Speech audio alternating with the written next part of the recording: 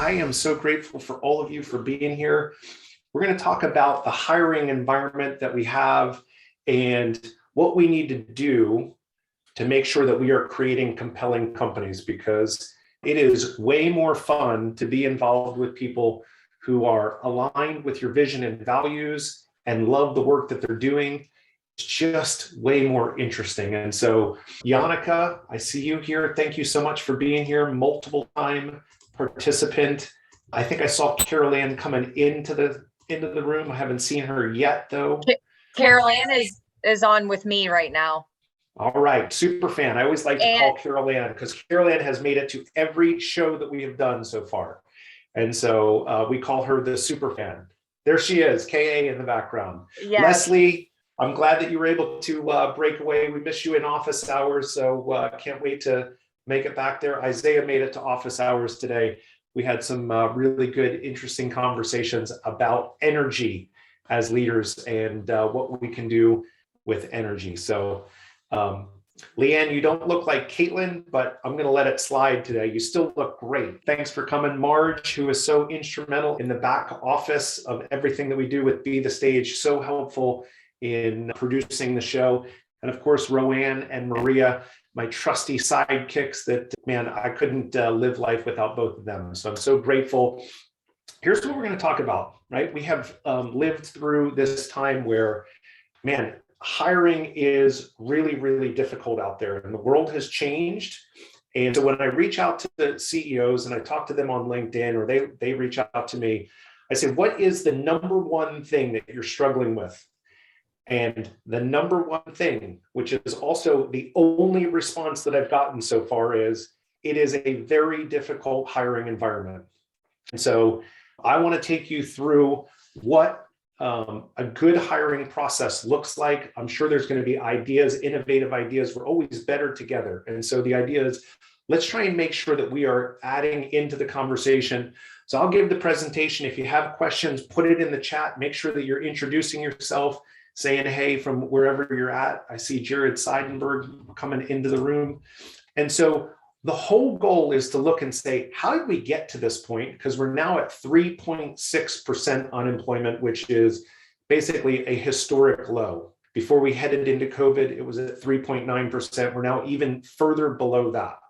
And so let's trace some of the things that we're seeing in the market and what it looks like today, right? So we have changing conditions and changing mindsets, super critical. And when we look at that, there's three main shifts that are driving employees. So we've had shifting priorities as we've come through COVID. We've had a shifting focus, and we've had changing considerations. And so I want to walk you through those things and what that means in today's day and age for bringing the very best people. I refer to the best people in the organization, people like Zach Mitchell, who I worked with, the best COO that I have ever worked with. Jared, no disrespect to you, but he's the best one that I've worked with so far. I call them the tens. How do you bring tens into the organization? The people who FSO, they figure stuff out and they make a massive impact in your business. So let's start walking through this. So we've had shifting priorities. COVID forced us all back into remote work, into our homes. We spent a lot of time with our families, with our friends, if we commingled with friends during times that we were in quarantine. And it made people think about, what is it that I'm doing? What's important and what's possible? So we gave people this inflection point to start thinking about, am I aligned with my own life and what it is that I want to do with my talents? Because we've known for a long time from lots of surveys that 2/3 of people didn't really like the work that they were doing. And this gave us the inflection point to say, maybe I should choose a different path. This stat I thought was pretty amazing. So 30% of people, they have completely different priorities since the start of COVID. And I don't know if that's true for you, but I think it's also indicative of why we're starting to see this whole Great Resignation, where people say, you know what, this is not really where I want to spend my time, energy, and talents. And so let me think about other ways in which to do this. It created a shifting focus. So many people have likened the COVID world to almost a warlike state. It was that traumatic for our mental well-being, the uncertainty, the fear that it gave to us. And so we're really now starting to focus in on financial stability and mental and physical well-being. So a dramatic shift in what people are focusing in on. And then we have changing considerations, spending lots of times with family, friends, loved ones. So let's use this slide because I thought it was really good. Now, these are things in how people are perceiving the world and what's truly important. So when you see this environmental 26%, there's only one planet Earth, right? And so people are starting to recognize that the environment is super critical. So there's a positive 26% increase in people who are saying, you know what, as a human being, this is really important to me. The environment and our impact on the environment, we have to be really sensitive to that. We have to be more socially responsible. 18% of people, a net gain of 18% of people are saying, this is something that's super important to me. Purpose-driven. Do I matter? Am I aligned with what I'm supporting? And I'm voting with my dollars now, right? And so all of that becomes a super important thing, plus 15%. And so when you start to put some of these things together, right? I look, Kevin Breeze on the call from Red Tea Homes. We had Nathan Adams. He walked us through how they are now building a greener Colorado, which then starts to tie these things together, the environment and purpose driven. And it has dramatically changed in how they are operating the company and the people that they're attracting into their sphere, mission driven. And so you should know exactly how the world's changing, because if we go back to this mindset of transactions and transactions being good enough, people are no longer willing to trade their time simply for a paycheck. And so we have to be doing more, thinking more, and getting them to a place where it's aligned. Again, I mentioned this, 3.6%. It's a historic low as of March 2022. Obviously, April's number hasn't come out yet, but this is even more crazy than it was pre-COVID time. It was 3.9% as we were heading into COVID. And so scarcity for talent, I mean, who's really unemployed? I think it's only the people who don't want a job. Everyone else is taking it. And so when you're trying to build a really compelling company, you have to do it on the backs of people who already have jobs. So how do we do that? I think this one was really interesting too. So there's so many statistics around this, but within the last 12 months, we have nearly 50% of people who are thinking not only just about a job change, but a total career change. And this is all in alignment with all of the statistics, which are telling us that if you're not purpose-driven, if this is not a transformational relationship, if you're not socially responsible, I'm out, I'm done. And so what is it that you're doing inside of your company to create a compelling company? Again, 4 million people every month since July 2021, 4 million people plus have resigned voluntarily from their role. I know a handful of people in the last 3 months who left their jobs with no other job lined up. They just had had enough and they were going to go find something else to go do. I think it's interesting. The highest number before that was in 2019 at 3.5 million monthly. And we're now at 4 plus million every month since July. Craziness.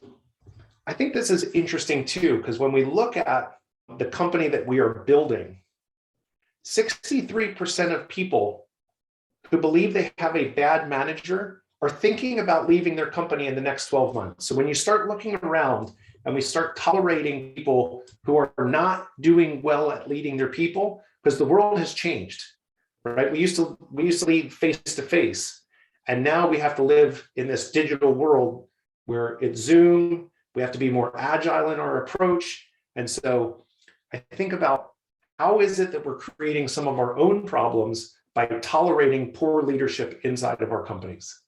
When you contrast that with 27% of people who have good managers, they're not thinking about leaving, right? There's a direct contrast there where you can see when we have good leadership, people are going to stay. When we have bad leadership, people are looking for the next opportunity. Edelman Trust Report told us lots of things. One is that people are looking to the CEO to exemplify social behaviors about their company. I thought that was really interesting. So what you do matters. If you're on social media and people are looking to potentially join your company, how is it that you're showing up? But I thought this one was even more. 61% of respondents in the Edelman Trust Report chose their employer based on beliefs, including a refusal to work at the company because of disagreements on social issues, right? And so it's not just this whole notion of come to work, we'll give you a paycheck and you go home. It's how are we elevating each other? And we're now voting with our dollars and our time with companies that are demonstrating social responsibility, at least in the view of the employee. So here's the new employer tripod. Here are the responsibilities. It used to be just pay and career advancement. That's the traditional model. That's not good enough anymore. We also need to be pushing into things like employee well-being, flexible time, remote work. If your company is not in a space where they can offer remote work, like Isaiah Rosick, you're in a place where you're manufacturing, people have to physically show up to produce your products. But if you are in the knowledge-based economy and you are not thinking about flexible work hours and remote work, I liken it to the music industry that tried to hold on to selling CDs and records. It's a dinosaur. I haven't bought a CD or a record in 20 years, but I sure have bought a lot of digital music.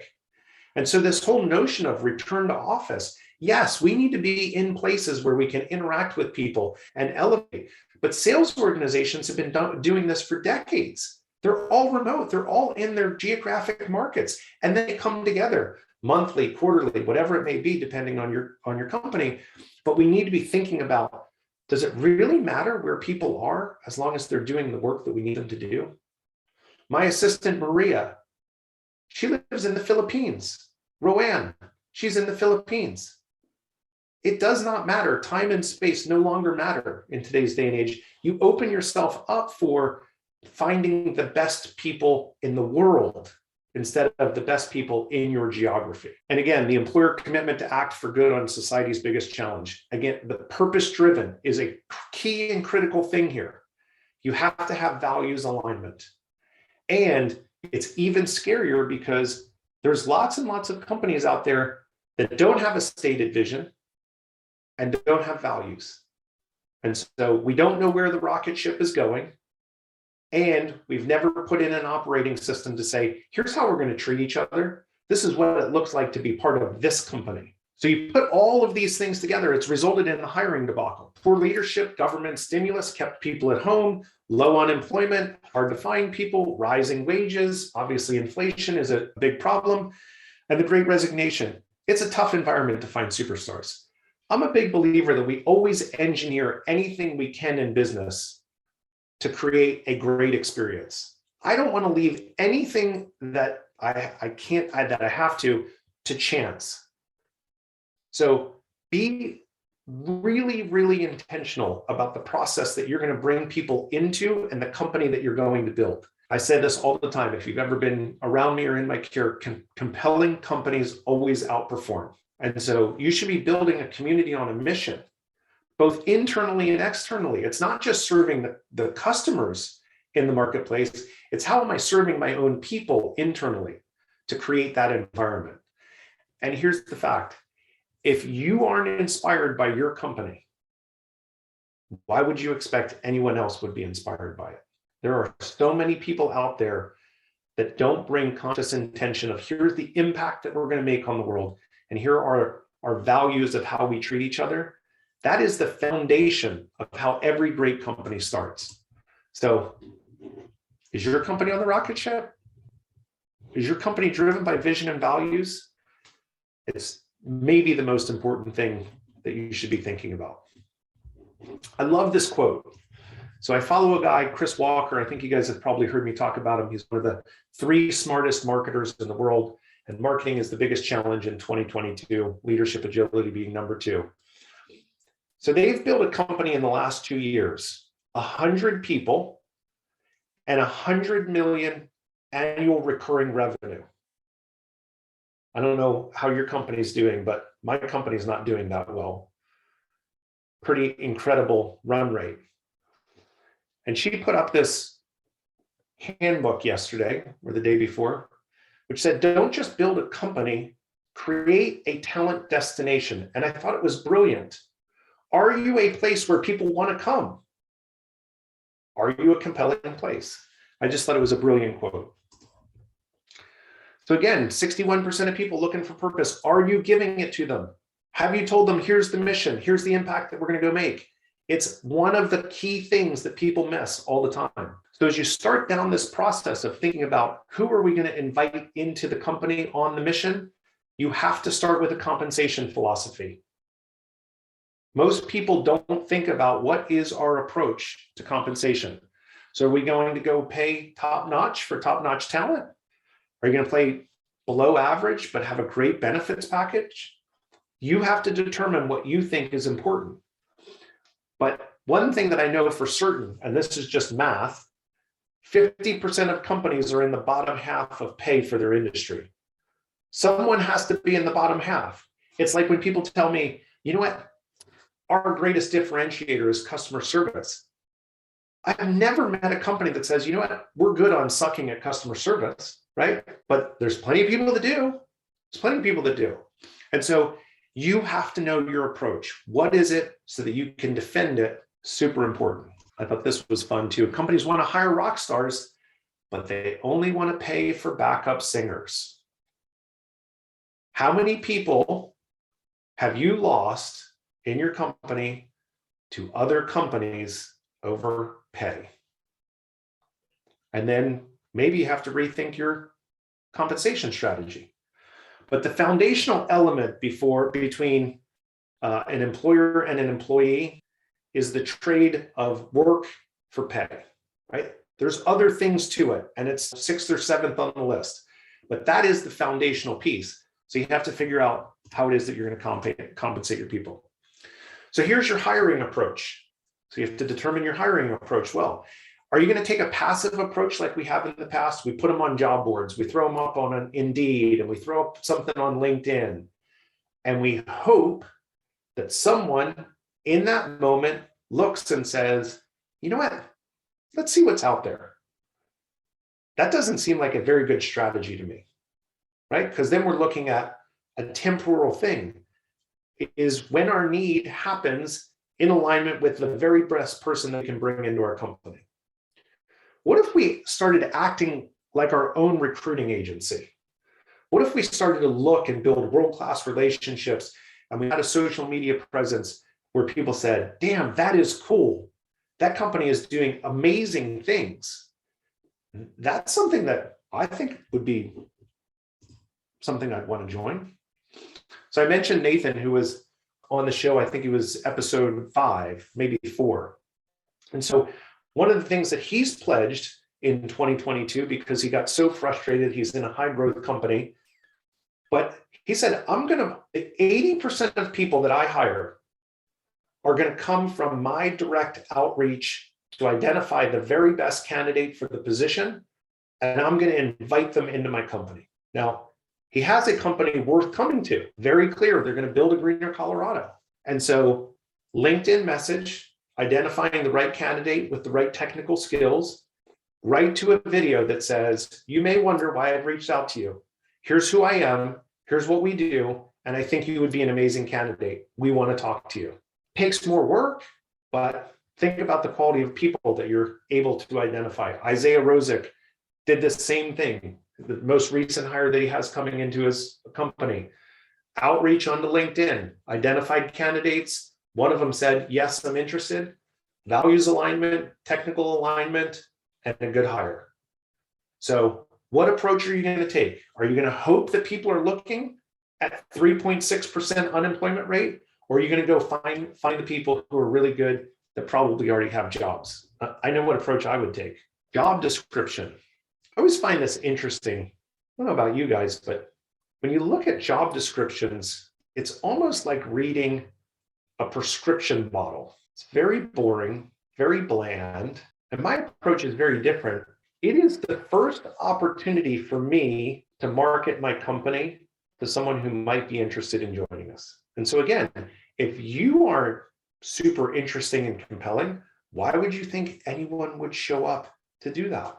And so if you start to think about your job description that you're going to post as something where this is an amazing opportunity to bring people into my company and to get them pumped up and excited, then you've missed the opportunity, right? There's so many people, again, you're in line with a million other job descriptions out there right now. What are you doing to stand out? I write mine as a marketing piece instead of a job description, because when your vision and values are clear and you're going on a mission in the world, I want to invite people in. I don't hire people. I invite them on the mission. And that's a different mindset, but you have to be super clear. As you write the job description, I think this is super important because we focus in on the technical requirements. This is what I need this person to do for me. Those are easy to capture, or sometimes they're not. Sometimes we're not clear on what we want people to do for us. But we also have to understand the values alignment. What is required in this position? If it's a sales position, then I'm thinking about things like, are you relentless? Because sales are hard. And so I'm going to ask you questions about things that you don't give up easily. And so we start to build this checklist of here are the things that this person has to have, both on the technical side, but also on the values alignment side. Here's what employees are looking for. So according to Glassdoor, 67% of job seekers, common thread, information about salaries. I don't know about you guys, but there's lots of people that don't publish how much they're going or willing to pay someone for a position. I know in Colorado, it's now the law that you have to publish the salary that you are offering or the window of salary that you are offering. I know that when I go to the grocery store and I pick up a jug of orange juice and it says $5.99, I don't take it to the counter expecting to pay a different price. And so why do we show up to job interviews not knowing what the compensation is and having to play this cat and mouse game? How few dollars can I pay someone to get them to do what I want them to do? Right? That's the cat and mouse game. Salaries, benefits, location, or remote work, commute time, and employee reviews. If you're not crafting how your company is seen out in the marketplace, then you're doing yourself a disservice. You should be conscious bringing people into your sphere and care who are actually loving being there and posting online the things that we're doing. 40 minutes on average, that's someone's commute time. So imagine giving back an employee, if you can work remotely, 3.33 hours. It's a competitive advantage. Because I think about that and say, if I didn't have to commute to my work, maybe I mow my lawn over my lunch hour on Friday and I get all that time back with my family. That's quality of life. That's work integration. That's conscious intention of giving that back to your people. So if you're not thinking that your potential employees are thinking that way, you should. So hiring process. So we're going to follow a process that creates repeatable, scalable results. I said this before, do not leave hiring to chance, right? We need to continue to bring conscious intention to everything that we do. So here's one of the things that you should be doing. If on your website, you are not dedicating an area for prospective employees to learn about your company, boy, are you missing a massive opportunity to introduce yourself to them. So I'm giving you categories. If you're interested, I have a whole document that breaks this down and then gives you like where these examples came from. So you can DM me and I'd be happy to send it to you. It's just a good guideline of things that you should be thinking about. So you have to paint the big vision. Remember, we're a company that's on a mission. So what is it that you do? Well, we make fun. That's pretty cool. I'd want to join that company. Right? Create clever things with us. That's pretty interesting. I think Leslie would want to come join a company that was creating clever things, right, Leslie? Be pretty cool. We're changing the face of Chicago tech. Right? These are big, bold visions and promises. These are companies that are on a mission. This is not just, hey, show up and we'll pay you a couple shekels while you're here. This is, we're going to go change the landscape of the world. And we're proud of that. This is amazing. Second section, who are you going to work with? Right? So there's fun ways to do that. Obviously, the example on the left with comic characters, it's a little bit different approach than the more professional one on the right. But people want to know who they're going in to work with every single day. It's a critical piece of the puzzle. So why not introduce yourself? Simple, easy. We have to give them beyond choose us, who we are, why we do it, and why you should work here. Right? Again, if we're not proud of the work that or the workplace that we've created, why should we think that anyone's going to come join us on the mission? And so get clarity around all of these things. Culture and values. Again, it comes back to vision, values. Who am I going in to work with every day? When you have values alignment, when people say, I love the people that I work with, we're really saying, I identify with the values and how we treat each other. That's really what people are saying when they say, I love the people that I work with. So put it out there. Pictures of you guys going out and having fun, guiding principles, tell people what's really important. Down the bottom, are you a great place to work?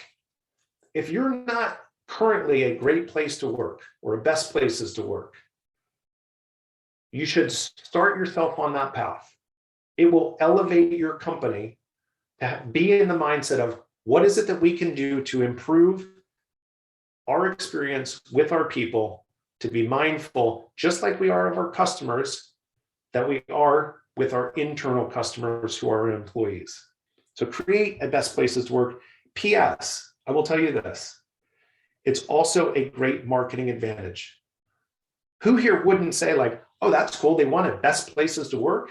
I mean, Bill Holmes, he works at a best places to work. They've been on that list 10 years in a row. I know that company. It is by design. Easier to hire people when they say, you've made the best places to work 10 years in a row. Must be pretty cool. I at least want to talk to you. Way easier. Then I think you should share the process. I don't know about any of you, but boy, is it frustrating when you yell into the cave and no one yells back. You went into an interview and you never hear from the company again. Why not just lay out how this is going to work? Why not create clarity? Because that's what we do for our friends. That's what we do for people we care about and people who are in our care. And so why not take it from candidate to colleague? Walk them through the process so we don't have to guess. One of my friends, Craig Beskey, he just went through an interview process. They did 7 interviews, including 2 dinner meetings. I told him he should start sending them an invoice for his time. Took them so long to get to a hiring decision. But it took nearly a month for him to get through that process. And he never knew what the next step was. Right? And so that's not treating people in your care with kindness and respect. Give them what's in it for me. Right? Tell them, here's what it is that we're doing. And by the way, here's the career path that might be available to you. And here are the benefits and the perks. We serve everyone lunch on Fridays. It's on us. It's how we bring people together. Average efforts generate average results. Does all of that take time, energy, and effort to do? Yes. but the end result is a much better end result. So it's worth the effort. So Seal Shield, Brad has been an ultimate CEO, again, the company that's been on the best places to work 10 years in a row. The guy knows what he's talking about here. They put together, to any person that they're going to interview, a 20-minute presentation about Seal Shield. Steve Miklos, he was kind enough to share this with me. I mean, their team puts this together for every position that they're hiring for. Now, 80% of it is stock that's for every position, but 20% of it is focused in on here's what your role is. And here's your hiring manager talking to you about what the role might be. And so imagine you now have a head start to say, this is the company that I'm interested in. Yes, this resonates with me. Or, you know what, let's save everyone the time and hassle. Not my position. So again, average efforts, average results. If you're just putting job descriptions up on Indeed and hoping, you're probably going to get hopeful candidates. So let's review the hiring process. What's it look like? So obviously you have to do a resume review. You have to match the skills. Everyone always focuses in on technical abilities. Can this person do what I need them to do? Super critical. That's the first step. The second should be a phone screen. Let's pick up the phone and let's make sure that this person looks and sounds like they do on their resume. Or did they have someone ghostwrite it for them and they're really good at keyword stuffing and this person really isn't qualified? So we do the phone screen just to make sure that, hey, this person actually does have alignment on the skills that we need. They're interesting. I don't know if anyone's used a tool like Spark Hire, but Spark Hire allows you to do asynchronous interviews. So you pre-record the questions that you want the candidate to answer, and they have the ability to record themselves in their home and submit them to you. So if you have a hiring panel, anyone can look at it at any given time, meaning Zach can look at it at Tuesday at 8 o'clock while he's lying in bed, and Bill can look at it at 6 o'clock the next morning, reading the newspaper, and Leanne can look at it at 10 o'clock in her first break, and everyone can score the candidate right in the platform. So we become incredibly efficient on the front end of the process by being able to see more candidates quicker and to collaborate on our scoring process. So there's a number of those tools. Spark Hire is one that I have used personally. It's a great platform, and it's a great way to see more candidates without parading people through your building time and time again, right? Because you can ask them 5 or 7 questions, and if I look and say I would never hire this person after the second question, I just shut down their interview and go to the next one. And so it's a great time-saving piece of that. Personality profiles. There's lots of profiles out there that help you match what the position is and the personality profile that might best indicate success. So there's Culture Index out there, there's Burke Assessment, there's Predictive Index. This is not where you would say, oh, I'm not going to hire this person, or I am going to hire this person. It's just giving you more clues into rounding out the context of the 3D. Because I don't know about you guys, but I have certainly hired people along the way that I thought were going to be superstars. I was telling a story earlier today about the person who I thought was going to be the greatest hire of my career, who left the building within 7 minutes of coming into the building. And I went to introduce him, and he had already left the building. So things like that happen. Personality profiles just give you additional insight into who they might be. So then we bring them into the office, and we have an ability to have specific questions. So if you remember back to the job description, we have to be really focused in on, here are the technical competence that we need to have, and here are the values alignment that we need to have. And then we ask people the same questions and score them in the same way. So then that way, whether Roanne is involved in that interview or I'm involved in that interview, it doesn't matter, because we all have the same scoring ability to say, this person is a 10 or this person is a 6. Again, the key piece here is assess the technical and the values alignment. Most people only assess on the technical side. Can this person actually do the job that I need them to do? And it's a massive mistake. You should do reference checks. I know a lot of people say, oh, that's not worth the time. Do you know how much information you get from people sometimes by picking up the phone? Or, I don't know, they put their last employer on there because it was the only person that they had. You can gain so much insight just doing the reference check. It is worth the effort. And so I certainly recommend that you do it. And then the final interview. You're trying to see if they're going to complete the arc. Are they likable? Are they relatable? And are they competent? And the one recommendation that I'm going to give you, and Matt Foxall is going to talk about this next week, because he totally transformed his culture of the business that he walked into, he's brought in to run, by simply being so disciplined in hiring tens, the people who were the hell yeses inside the business, the sixes and sevens, the people who can't figure stuff out, that need tons of handholding, that frustrate the heck out of you. All they do is slow your business down. And so the key piece here is when you get to that final interview, you have to be disciplined to say, if this person is not a hell yes, I've got to go back to the beginning of the process. I didn't get the right candidate. You know what happens? We get worn down and we feel like we have sunk costs. I have all this time and energy invested. I just have to pick someone. It's the absolute wrong thing to do. You are making a short-term decision to alleviate some pain in your business instead of making sure that you have the long-term cultural and competent fit that's going to actually propel your organization forward. Generate an offer letter. Make sure that you do that. And key thing about that, require a response within 48 hours. Some people may disagree with that, but in a very tight hiring environment, what happens is a lot of people are using you against either their current employer or against other employment opportunities.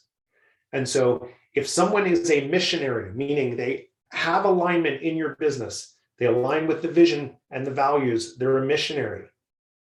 Otherwise, they're just a mercenary. Who can pay me the most for my skills?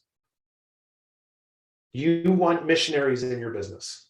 One of the things in just researching this, Google has done a massive amount of work about how to hire people. And 4 interviews was enough to predict a new hire's performance with 86% confidence. At one point in time, they were doing like 12 and 13 interviews because they thought, let's just make sure that we have the right person. And what they realized was we were just wasting everyone's time because we were getting incremental gains for outsized amount of time, energy, and effort. And so be in the mode and in the process of how do I get 4 touch points in here to assess this candidate? This is the key thing. There's nothing that you remember about this presentation other than this one. Please remember it. Companies hire for technical ability. Can this person do what I need them to do? And we fire for values misalignment. That person's pissing me off. They're lazy. They have a bad attitude, almost to a T. People get fired for values misalignment. And so you have to check for both. And the companies that become soulless, here's what they do. They're willing to make the trade to say, well, this person can really help me, but we all recognize they're a bit of a jerk. And they say, that's okay. You cannot create a compelling company when that happens. And so you have to stay very disciplined to your values to say, we're the type of company who acts like this. Here's what you can expect to feel like when you go home with this company. It's a critical point. So you're looking for intrinsically motivated people. They get jazzed about the work that they're doing. They want a humble personality. They want a hungry personality. They want to be humble and a hard worker. That's what everyone else in your organization is looking for. Is this person leveling us up? Is the company better because they're inside here? Are they aligned with the values? Are they connected to the mission? Again, the difference between missionary and mercenary. And we don't want to let our teammates down. Is there a level of pride that I'm not going to let Zach Mitchell down? Not going to let it happen. And so those are the types of people that you want to go into battle with every day. Once we get them, we've hired them. Holy smokes, we got the best person in the world. I'm so pumped up about this. We have to create a day one experience. It's like sending your kid off to school, right? Create a day one experience. Don't leave success to chance. So how will your new employee feel after their first day? Everyone's had a first day before. What's the question that you get when you arrive home? What does your spouse or your loved ones or your friends say? What do they say? Bill, what do they say? What did your wife say when you had your first day at Seal Shield? Oh, and she's asking how it was, of course. And I mean, I knew it was going to be fantastic because it's an awesome place to work. It was in the midst of Well, you're right. when I got hired, so I didn't actually go anywhere. I was just sitting at my desk, but they had everything delivered to me days before, and everything was set up. It was great. But you're right. The first question everyone gets is, how was it? How did it go? My goal is for every person in our care to say, this place is amazing. I am so glad I took this job. I am so lucky to work here. I can't believe that they're going to pay me to do this. This is incredible. And so that should be the goal. So let's engineer a day one process.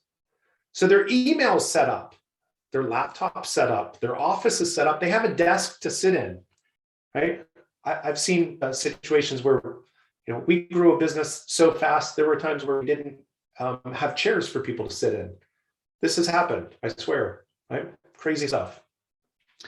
Do they have credentials if they need to get into the office building, right? Can they meet with the leadership team? Imagine being a new employee and you get to meet with the leadership team, or your direct hire, or be taken to lunch with the team.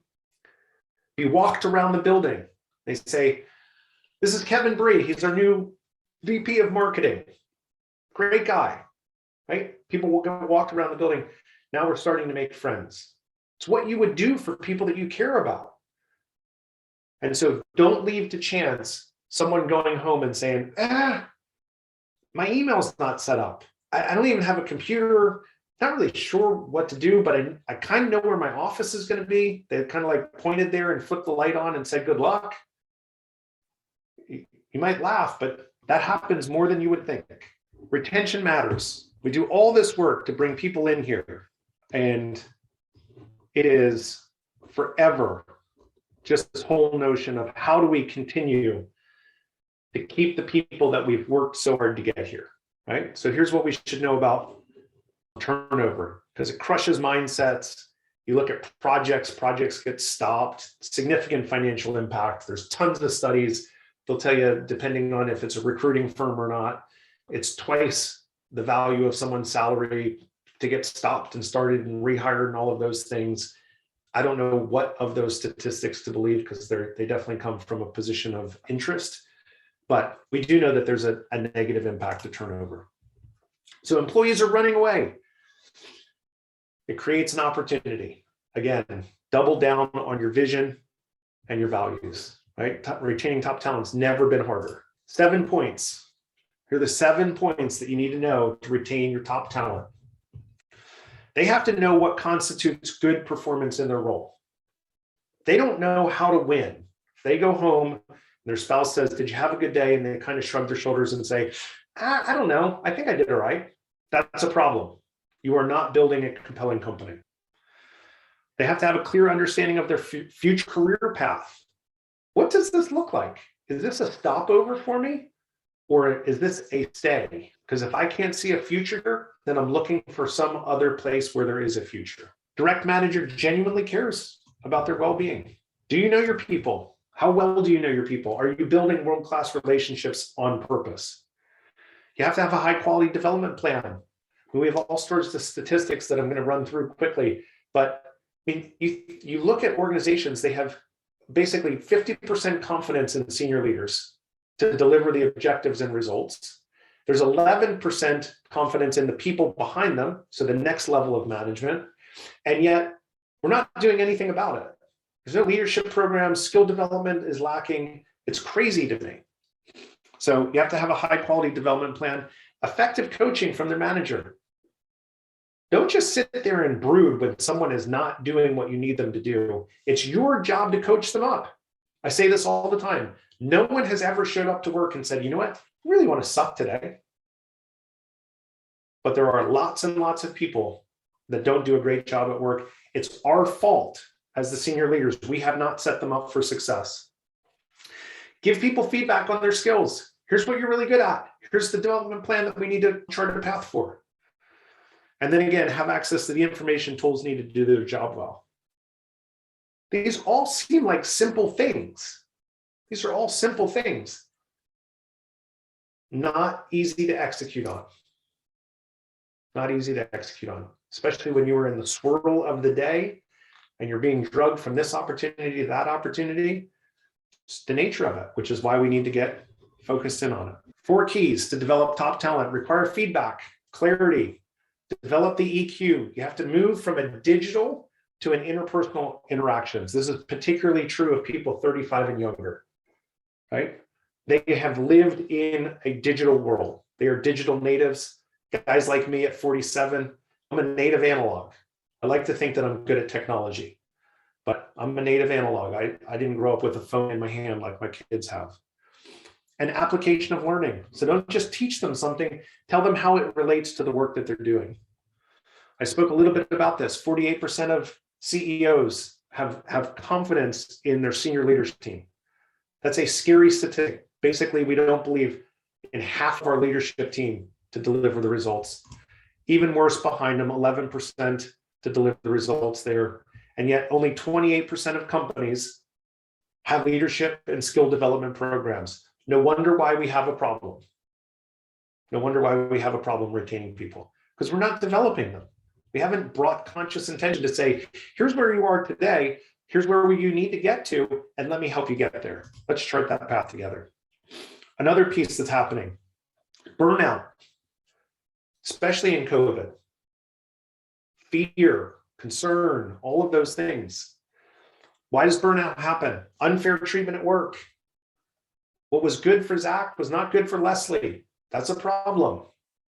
Unmanageable workload. We want people to do more with less. Can't get it all done. I'm working 10 hours a day. No one's even noticing that I'm working 10 hours a day. Unclear communication from managers. We're not charting that clear path for people. Lack of manager support. I go to them. They don't do anything to help me. I've asked for this tool. They don't give it to me, yet they still want me to get the work done. And unreasonable time pressures. Here's the end result of what happens in burnout environments. 60% of leaders feel used up by the end of the day. We're not doing our best to lead our people because I'm done, like it's over. And 58% of people who look and say their manager who's used up, I'm thinking about leaving them because they're burned out. I'm not getting what I need from them.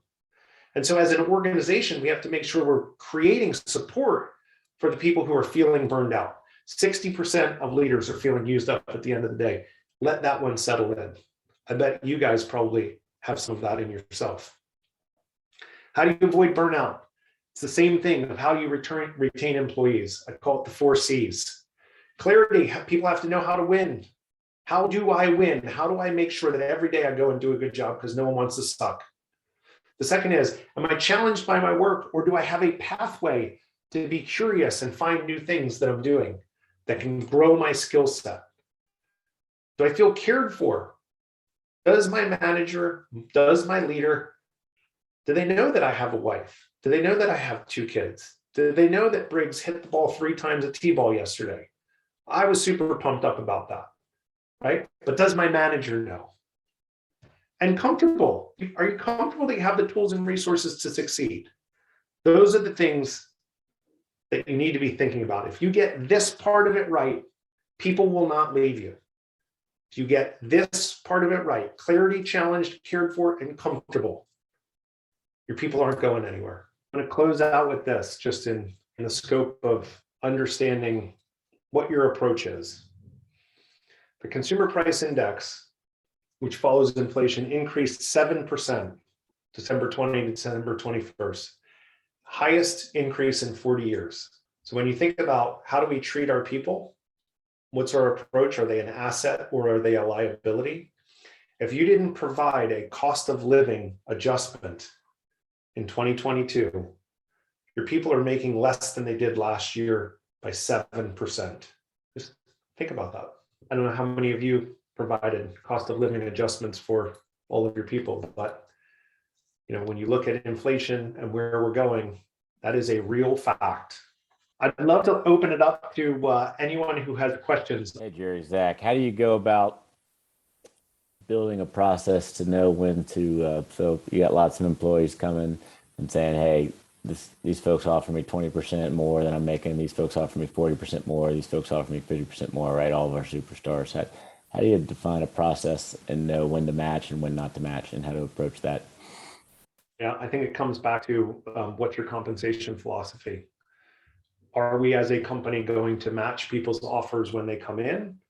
How valuable is that person? Because I'll tell you the flip side of that, Zach, and I've seen this happen a number of times here recently. One friend I can think of in particular who had asked a number of times for a raise was told no, no, no, no, no, which forced her to then interview with another company. And she had a $20,000 raise in her hand. And when she went back to her current employer, they said, oh, well, we can match that.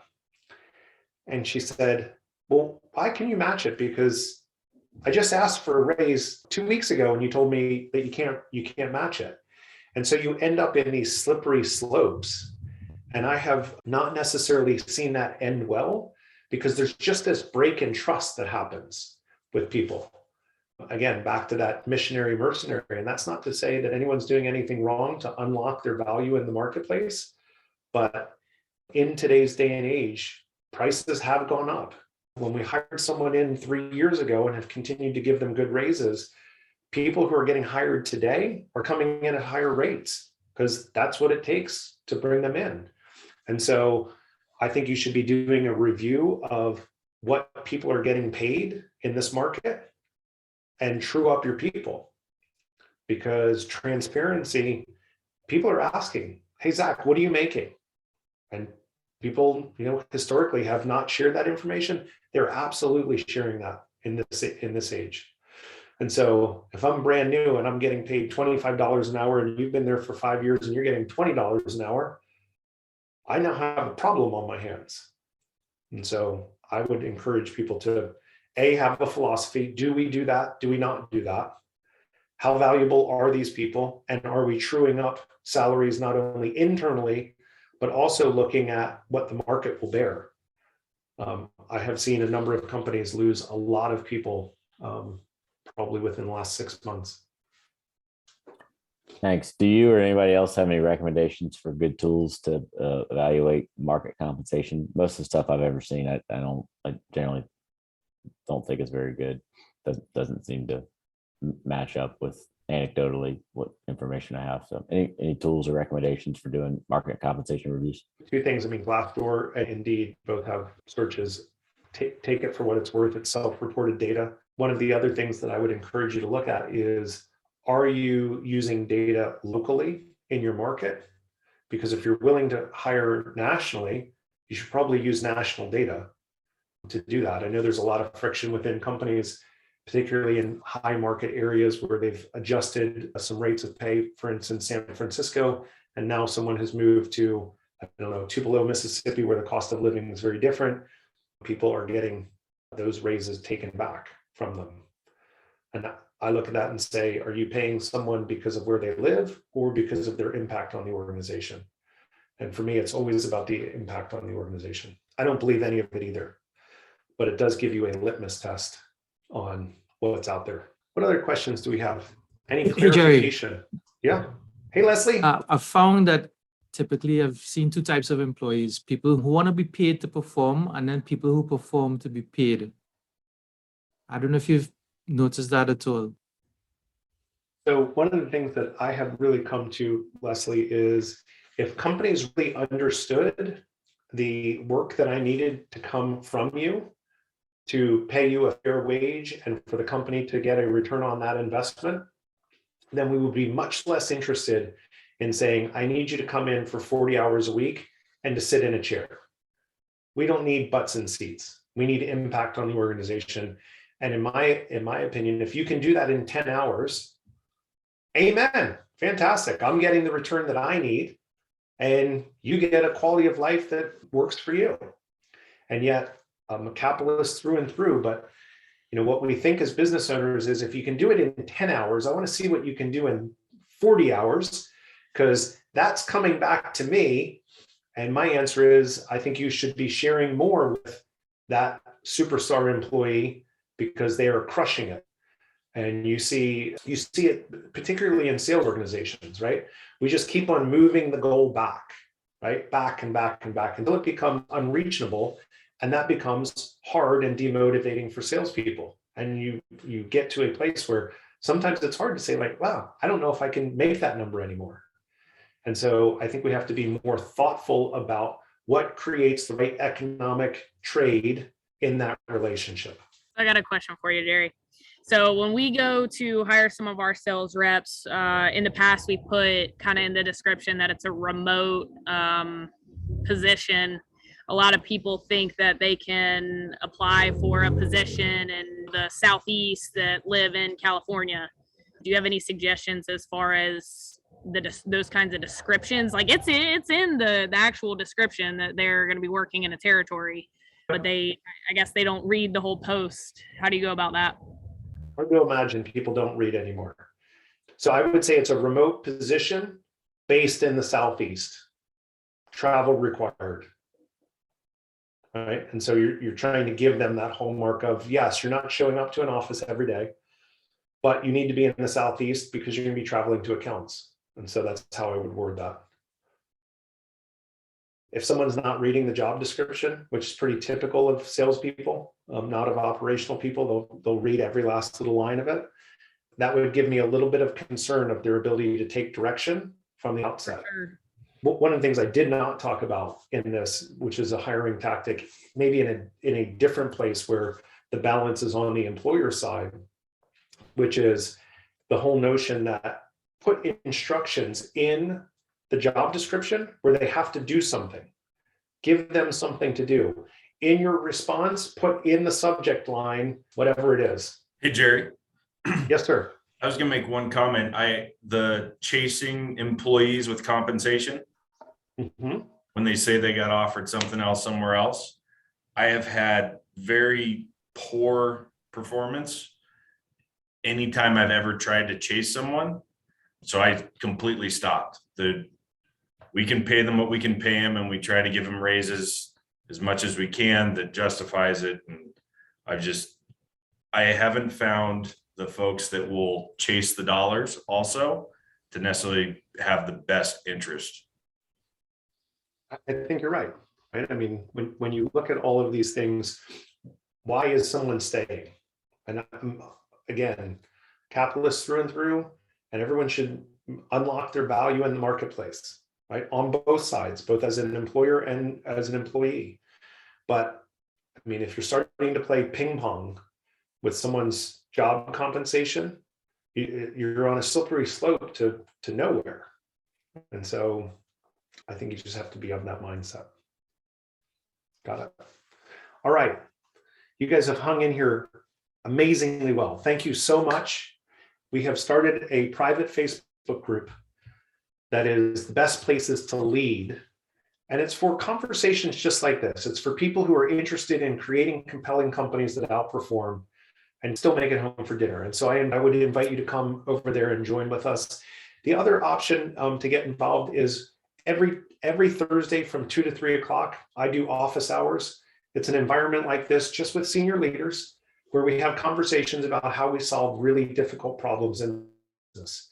And so it's come as you are, come as you can, but it's a fun community that we've built over there where we can just spitball ideas and think about how we become better as leaders and build better companies. So I'll leave that with you today. And the last piece of that is I had mentioned earlier on, if you would be interested in getting the document that I have built on how to build out the hiring process, I'd be happy to send that over to you. Just connect with me on LinkedIn and send me a direct message and I'll send it over to you. Okay. Thank you so much for coming. It's great to see all of you.